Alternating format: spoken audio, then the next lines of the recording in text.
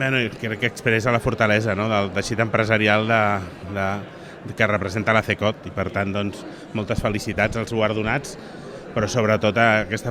fortalesa i que duri, i que perduri, no?, en el temps, i que segueixi col·laborant, doncs, com fa amb la societat, amb el govern, doncs, per fer avançar econòmicament el país. Al final, les noves tecnologies, la ciberseguretat, doncs és un repte que tenim perquè, per exemple, els delictes que més pugen justament són els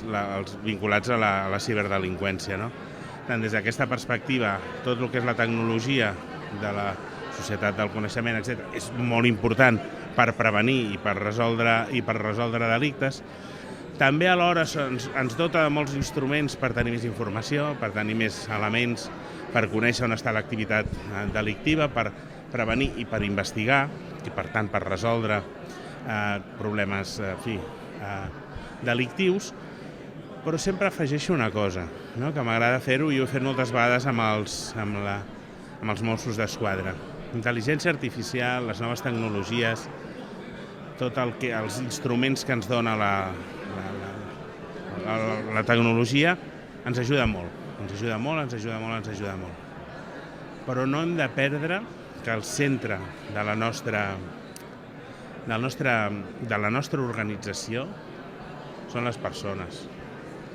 I en una activitat tan sensible com és la prevenció i la resolució del delicte, on hi ha persones que són víctimes, que són qui han de ser el centre de la nostra activitat, la relació personal i el paper de la persona en la direcció del cos i en l'orientació de totes aquestes noves tecnologies al servei de que siguin útils, però també en l'atenció i la cura de la gent, és molt important. Un dia els deia als Mossos, en una reunió que hi havia hagut una conferència sobre intel·ligència artificial, la mà que li dona un agent a una persona que acaba de patir un delicte greu perquè pugui fer la seva declaració, la paraula per tranquil·litzar-lo, per donar-li confiança, per acompanyar-lo en aquesta declaració per denunciar un delicte greu,